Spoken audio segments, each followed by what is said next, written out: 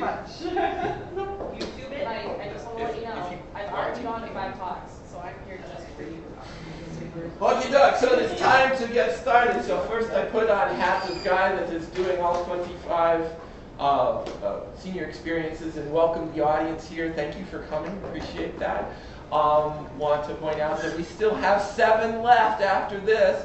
Riel is giving her talk on Friday, as is Bennett, he's not here, he's kind of working on his talk.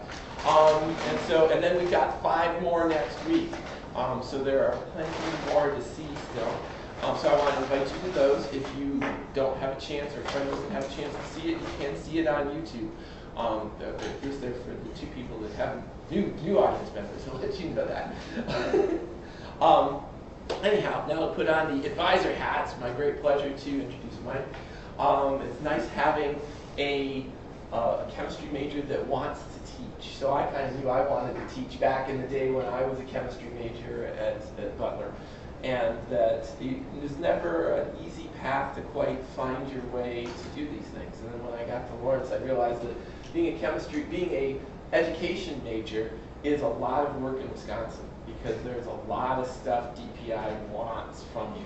But by that same token, I love that fact because the teachers with my kids are really, the ones from Wisconsin in particular, are really, really well trained and do a very, very nice job. And so I like giving back, and so I'm very excited to introduce Mike to talk about his work as a teacher for his senior experience project. And so he'll be here 1 more year finishing up all the stuff he still has to do for DPI. But he will then be a teacher.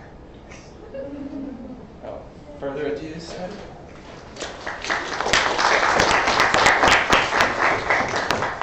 Hi everybody. As Dave said, I'm Mike Mangian, and I'm going to be talking about my presentation or my senior experience, which is entitled Kinetic Kids, A First Step in Science Education. Like Dave said, I want to be a teacher. It's something that I wanted to do for a really long time, and it's great that I've got this opportunity at Lawrence to practice teaching doing my senior experience, because before Dave approached me and said, hey, let's teach kids instead of do a science experiment, I was completely like, I don't know what I'm going to do, and now I got to do this, which was pretty great. So the purpose of my senior experience was to give me an opportunity to teach science to really anyone, but we settled with middle schoolers because that's who we could get. So it was also a great opportunity for me to develop my lesson writing skills. It's a very important skill for any teacher to be able to write a good lesson, to make sure that they can think about all the nuances of how to teach whatever it is they're teaching. And then also to provide an educational experience for Appleton area kids. We settled for middle schoolers, like I said earlier. I wanted high schoolers, it's okay. You can't take high schoolers out of high school anymore because they're too busy doing everything else. So what I did, me and Dave approached the Fox River Academy about their science curriculum. We asked if we could borrow their kids for a day and maybe teach them something really cool about science. And so we asked them what their curriculum was, and they, around the end of the year, they were talking about energy, which I was like, great, I know lots about energy, let's do something with that. And so I settled with kinematics, kinematics, which is kinetic and potential energy, the interplay between those two. And I decided to design some labs to teach them a little bit about that and get them excited about learning about science. So here are some goals that I had for my lesson. They're not in any particular order, but we'll start. First, I wanted to introduce the basic concepts of kinematics so that they could kind of understand where I was coming from when we started talking and doing the labs. And then I also wanted to tie that knowledge to math, because younger students really don't understand that math can describe a physical phenomenon. So I wanted to tie mathematics into the concepts they were learning, so they could kind of start building those bridges. Also, I wanted to help them develop their formula using skills. As we all know, using formulas can be really hard. So I wanted to make sure that we could start that when they're young, 5th, 6th, 7th, and 8th graders. Also, I just wanted to get them excited about science in general. Not necessarily about energy, but about just science. So so that was part of my goals. Also, I just wanted to get them to learn a little bit about basic lab skills, things that real scientists do in the lab. So taking data, making observations, and drawing conclusions from all of that data and observations. So this is kind of the procedure for my lab day when they came to Lawrence.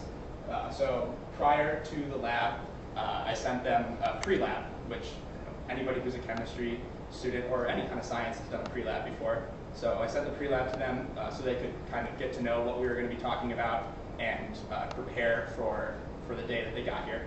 And then when they did get here, about 9:30 during spring break, so yeah, spring break labs, woo! They got here and I kind of reintroduced them to the material, the little lecture downstairs, right below your very feet. We talked about it. And then after I gave them their reintroductory lecture, we divided them in half. There are 2 classes of 5th and 6th graders and 7th and 8th graders. So we split them in half. Each of them did a lab section. We ate lunch, we flip-flopped, and then afterwards we had a final egg drop, which I will get to in a second. So don't be confused by the sudden appearance of the egg drop. And then after that, we kind of wrapped up, and then I gave them an evaluation just so that I could assess how much they had learned from me and how much maybe I had learned from them. And then they went back home, and so did I. So these are the 2 labs that we did. For those of you who have taken physics, you might recognize this lab. It's the lab with the carts with the weights, and you roll them down the ramps and measure their velocities, and you can calculate the kinetic and potential energy from that. So I had them do that. And then also, we did an egg drop. So that lab was basically, we gave them pretty much anything they wanted. So boxes, straws, wooden splints, any kind of material that you could imagine, foam from in between like wall siding, basically anything that they wanted. And they had to build some sort of contraption to protect an egg from falling. So we, at the end, we ended up taking them up to the top of the atrium, and we let them throw their contraption with an egg in it off of it, and let's just see if it survives, which most of them did. So they're pretty good at this. I was very impressed with what they were able to come up with. So now I'm going to talk about each section of that procedure that I was that I went through a couple slides ago, starting with the pre-lab. And like I said, I sent it to the teachers a couple days earlier, or a couple weeks earlier, so they could complete it and kind of get to know what we were going to talk about. And it was just kind of meant to introduce the concepts and give them a few practice problems just so that they could kind of see what kind of math we were going to be talking about. And then it was also really essential to provide some background knowledge just so that they kind of, like I said, knew what we were going to be talking about beforehand, so they didn't come in and were like, what are we doing today? They kind of had an idea of what we were going to do. Here are some examples from my pre-lab. This was the first math problem I gave them, something that they really could, they knew about Aaron Rodgers. Most little Wisconsinites know who Aaron Rodgers is and that he can throw footballs. So why not do kinetic energy from a football being thrown by Aaron Rodgers, something that they could tie to reality. And then this is a diagram that was right at the front, just explaining potential energy is the energy before the ball is released, and then kinetic energy is the ball actually falling, the movement, the energy of movement. So that was also on the pre-lab. So the reason that the pre-lab is so essential is because background knowledge is a key to learning. A lot of cognitive psychologists, but especially Daniel T. Willingham, say that knowledge is not only cumulative, it grows exponentially.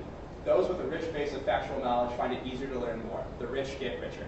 So what that basically means is if you know something about what you're learning, you're going to learn it a lot better. So if you're a mathematician and you're learning about math, you're going to learn about math a lot better than probably someone who's never really studied math before, like a 5th grader.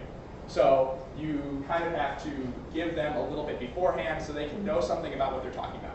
If you've ever met a toddler who likes dinosaurs, they could probably tell you everything about dinosaurs.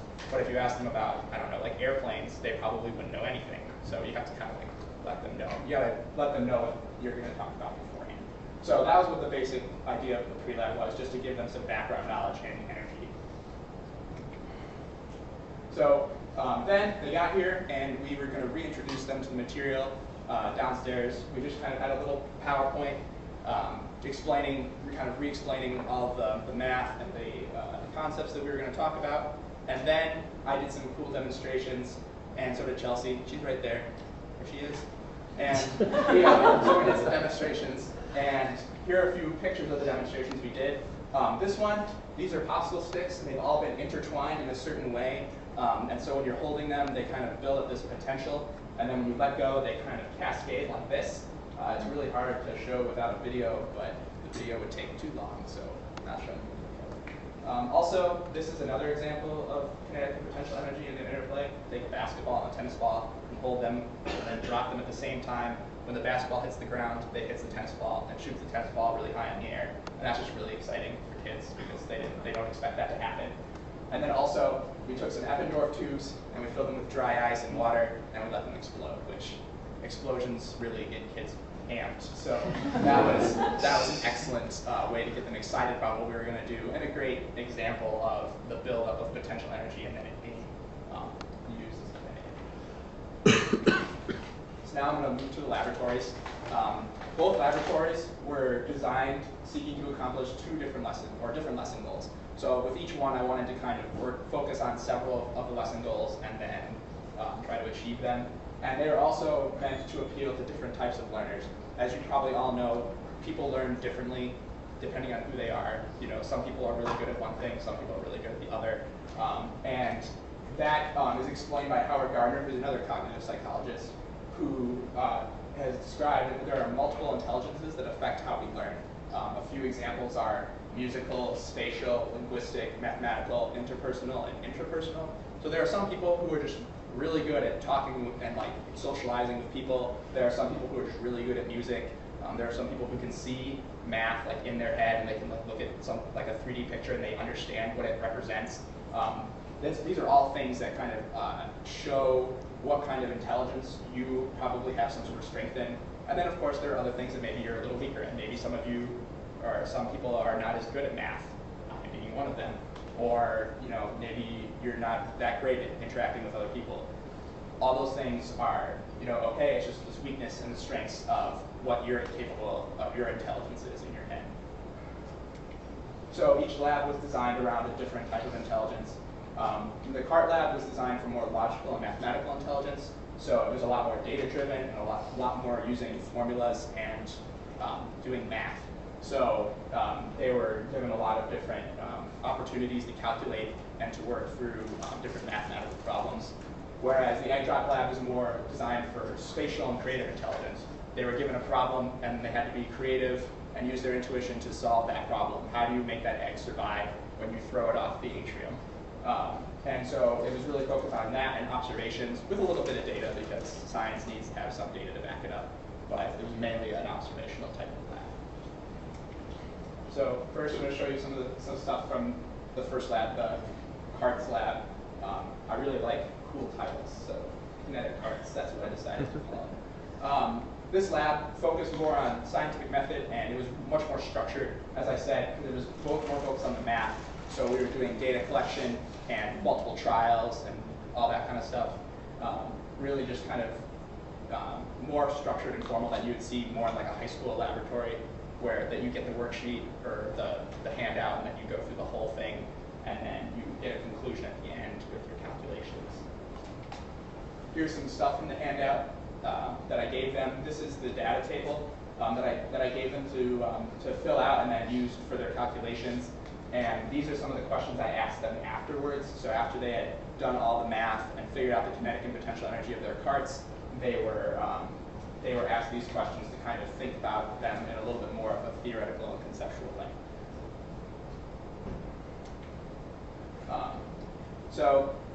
Students would roll the cart down with different weights, and they would also raise and lower the ramp to see how that affected the potential and kinetic energy. And then they would calculate the kinetic and potential energy from their own data and draw conclusions from that, and that was the main point of this lab. The second one, as I said, was the egg drop, which more focused on applying the concepts that I had taught them to a problem, using their creativity to problem solve, which I think is really essential for younger kids. They don't really get an opportunity to do that now that they're focused on tests and standards and all that stuff. We've all heard about that. So students use their knowledge about energy as well as some calculations to kind of help them build a design to protect their energy. Also to help, we gave them these really cool accelerometers. This thing is amazing. it takes all sorts of data. It's a barometer, it's a thermometer, it's an accelerometer. It takes all this really cool data. They're not that expensive. They're fantastic. And so we use these as practice eggs because we didn't want to just give them an egg first go. Like, here you go. Let's just throw your thing, off the table and see how it goes with an egg inside of it. So instead we put this up there, and so we use that instead to kind of help them figure out if their design would work. And this is some data that they could have received. This is on Dave's phone, but we were using iPads, so they would get even more excited. Oh, you use iPads in science? Yes. And this is what a graph would look like. This is a acceleration graph and g-forces. So you could determine if your egg would survive based on what the graph was looking at. So if you see here, there are certain parts where there are nodes where none of the graphs, none of the colors are either up or down. In those places, that's where if the egg landed, your contraption landed, and there was no g-force at any point, your egg would have survived. So that was a great way for them to see that the math could actually tell them about the physical reality of their design, and there was great ways to save eggs and money. So that was cool. So what they did, they constructed their apparatuses to protect the egg, and then using that data from the accelerometer, they got to test it several times from different heights. So first we kind of just let them toss it off the table, and then we kind of gave them a ladder to climb up and throw it off of, and then we let them throw it from the second floor right outside there, and then we let them throw it from the atrium at the end, just to see if they survived the ultimate test of egg protecting, which most of them did, which was really exciting. These contraptions they looked really weird, but they worked, so that was really cool. Here are some of the things off the handout I gave them. This was just asking them to calculate a bunch of different things from the data they took from the graph, and also just from in the lab, massing the contraption with the egg in it, and all sorts of stuff like that. And then here are some of the follow-up questions I would ask them. We were trying to tie in this lab to something physical that they had maybe experienced or that they knew something about. So we kind of related this to a car accident. So when you're dropping a car with a person or an egg in it, what happens? How do you survive? There are things in cars that protect people from crashes like this. So we were trying to use that to help them visualize a little bit better as they were thinking about these things. Here's some popular designs. Like I said, cool names. Balloon cocoon. So a lot of people just took their egg and wrapped it in straws and then put a bunch of balloons on it. And that was a popular way to protect their egg. Another way, boxes that roxes. So they'd bring these boxes and they'd have rubber bands and they built a web inside of them. And then this one kid put a styrofoam cup in there with a top on it, and they put the egg in the styrofoam cup in the box. So when the box landed, the web would allow the egg to move freely inside the box, and so the egg wouldn't crack. That one was really awesome. I think that would have worked even higher on it. So that was a really cool idea that I personally would have never thought of doing. So I thought that was an excellent, just proof that these kids really knew what they were talking, what we were telling them, and that they were able to apply it to a practical problem. And so now we're going to move on to my assessment for the students, and then also for the teachers. There were two different assessments that I gave, one for the students and for the teachers. The student one was more just to see what they learned and if I was doing a good job, if they had actually learned something from me, which I think that they did because of those pictures, as I was just saying. But I just wanted to make sure. And then also I asked the teachers some questions so that I could learn if maybe what I was doing was good and if they could give me some suggestions as to how to further improve my teaching style and my teaching. So first, come on, fun. Here we go. Oh, yeah, this is how the survey looked. They were asked to complete a bunch of questions, and this was the rating scale that they had. Plus, I gave them a few free response questions so that they could say whatever they wanted, which was not much because they were 5th graders and 6th graders. Usually yes or no, but some people said some pretty great things, so that was exciting. There we go. So the first thing that I learned from these surveys was that all the kids seemed to be much more interested in science when I had finished teaching them. They all seemed to respond very well. Every student said that 3 out of 5, they had gotten more excited about science. And no, everybody was just so pumped. When we were throwing stuff off the atrium, they were running around and screaming and jumping up and down, and you just couldn't control these kids. They were having like the time of their lives throwing stuff off of that atrium. So that was a pretty good indicator that they were very interested in what we were doing. Unfortunately, some of the math that I was having them doing was maybe a little bit too challenging, especially for our younger students. 5th graders apparently don't know how to do exponents and square roots yet. That's unfortunate. So they should be teaching them earlier. But that's okay. Clearly, that's on me. I should have probably figured out at what level they were at before I was going to give them this kind of math, or maybe given them an instruction in the lab how to do it. But we worked through these problems, and they were still able to finish, so that was good. Also, they seem to understand the basic concepts of kinematics. Everybody seemed to be getting it out from the survey, and also, if just talking about the egg drop again, clearly, wrong button again. Clearly, they figured it out. Like, they were building these things that were protecting that egg. They got the concept, and they were able to use that knowledge to solve a problem. So I think that was clearly evidence that they understood what was going on and that they were able to apply the knowledge that they had just learned hours beforehand. And also, they were reporting that their lab skills increased. So this is, for some of them, the first time they'd ever been in a real laboratory. You know, they're all in middle school. They don't have science labs in middle schools. And so this was like their first opportunity to actually come and sit at a lab bench and do a lab with a cool college kid teaching them science. So that was really exciting, and that they all seemed to think that they had learned better how to observe and take data, and also to draw conclusions from that data, with a little help, of course. But they seemed to be figuring that out, and they were telling me that they had gotten better at it. So that was good too. Another negative: young students really just don't read directions like at all. So like 9% of the students filled out a teacher evaluation instead of a student evaluation. They didn't even like read the title because it was pretty clearly marked, and they just started furiously filling this thing out. When we were in the lab section, we were like, I was sitting in the cart one, and I would tell them, all right guys, let's get started, and I handed them their handouts, and then immediately like 5 of them are like hands up, like, teacher, what do I do? And I like run over and I'm like, what's up? Do you have any questions? He's like, what do I do? And I was like, well, have you read the handout at all? And they're like, no. and I'm like, well, you should read it, and then you should ask me questions. And they're like, oh, okay. And so they start reading, and then they never had another question about what to do after that. So clearly, directions and titles, something to work on. Maybe I should have used a bolder font. I don't know. I'll have to work on that. So now we're going to move on to the teacher survey results. I asked a lot of different questions because I was trying to get from them maybe like how I could improve, or if they thought that what I was doing was a step in the right direction. So this is the first time I ever really taught science to anybody before this. So this was something that I really was looking forward to seeing. So first off, the teachers believe that these labs have really increased their students' interest in science. Just to kind of reiterate that. I asked them, do you think that these activities really help the students get excited about science?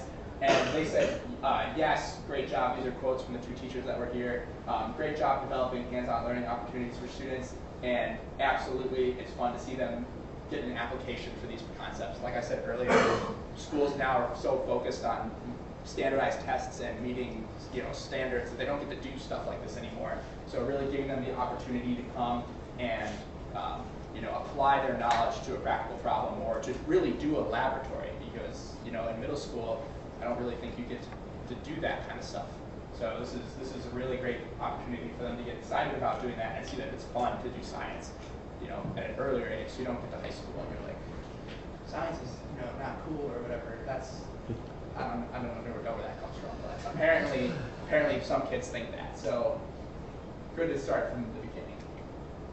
Also, the teachers believe that the labs are super beneficial. That's kind of reiterating the same point, but I really wanted to drive this one home, that these labs are awesome.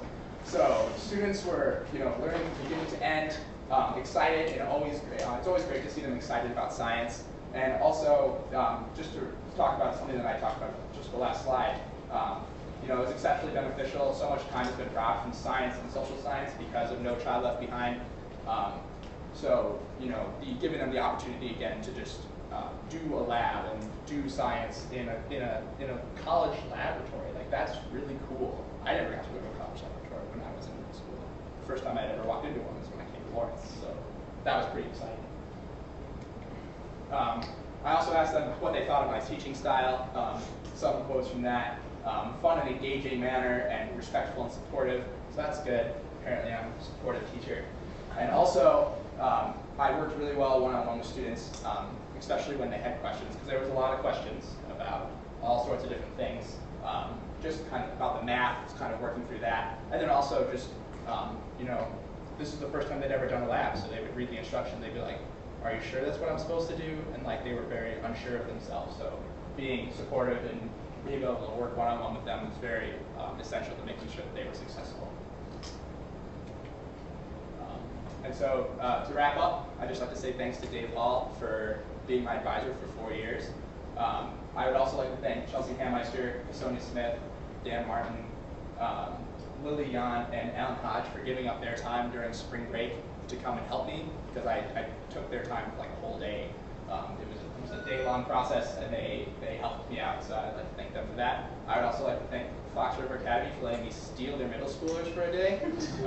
That was really awesome, and I didn't really expect that to happen, but they were like, yeah, sure, take them. And I was like, yes. And then also, thank you to the Lawrence Chemistry Department for being supportive over the last 4 years and teaching me, even though I haven't always done the best. I'm glad that you guys have been able to help me with all of that. And then I'd just like to open it up for questions.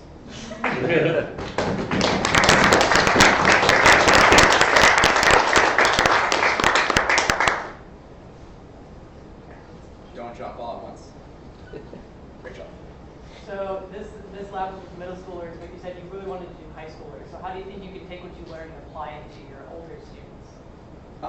I think that just recently I took one of my education classes. It was all about differentiating education, and the whole point of the concept of differentiation is to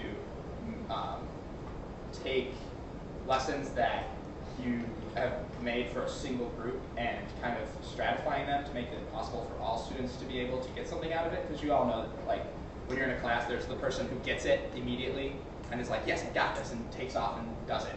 And then there's the people who are kind of like average, and then there's someone who just doesn't get it.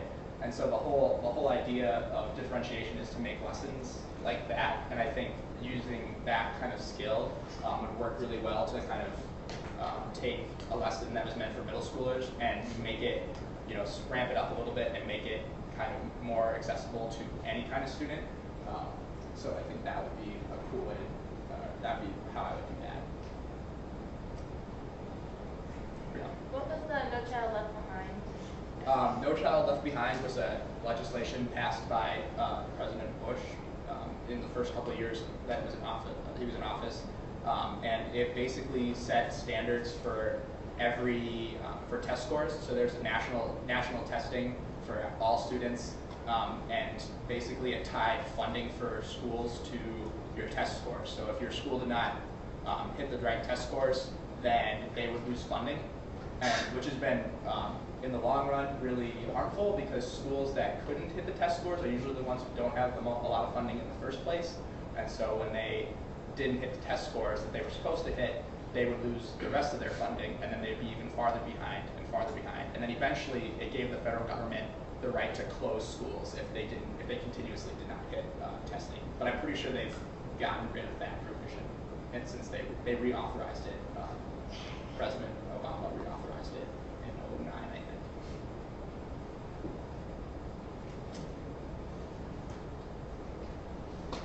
So you had this opportunity to teach outside the classroom. Do you think you gained any skills or when you actually go into the classroom? Because this is, you got on for a day, you got to do lots of these things without the No Child Left Behind restrictions. Right. So. I think a few things. That reintroductory lecture was I didn't talk about it that much because I don't think I did a very good job of it. So I've learned a lot from that, just kind of the mistakes I made and how to better teach, I guess, in the classroom. And I think doing this lab, even though I had like pretty much like a whole day with them and I had the time, I think it's possible to kind of maybe shrink it down to the point where you can fit it into a day. There's not a lot of time that you get with these kids, but I think there's enough time that you could, if you really wanted to, you could fit in laboratories like this, and you could give them opportunities to learn concepts without, you know, lecturing to them. You don't have to lecture about kinetic energy to teach them what it is. If you can make them understand what you're talking about, and then give them a problem to solve, and give them maybe 2 days, 3 days to solve it, they would learn probably much more about it than if we just talked to them about it for 3 days and then expected them to regurgitate it on a test. So I think that these skills are useful and can be applied to just a normal teaching job. Patrick. I'm just wondering, you said that you had the 2 setups of the creative and the plug-and-chug kind of methods. Were there 2 groups for those, and then they switched during the day? Yeah, so there is a 5th and 6th grade class, because Fox River Academy is kind of like it's a charter school, so they have 5th and 6th graders together and 7th and 8th graders together. And so the 5th and 6th grade class did one lab while the 7th and 8th graders did the other, and then they flip-flopped after lunch. So I guess going on top of that, do you think that the order of which one they learned and affected, how excited they were, or? I don't really, maybe not. I think in reality, just being older kind of changed it. So like the older kids were much more serious about it, and they kind of went in there and did it kind of done, and the little kids were kind of all over the place. But like, you know, they were little and they were excited and they were doing it, and it was great. Even if it took a little longer, it was. I think that maybe the order didn't really affect it. It was just kind of the energy that they brought to it really kind of affected how well they did.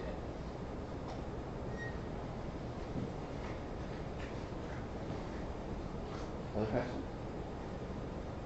Not, let's thank our speaker again.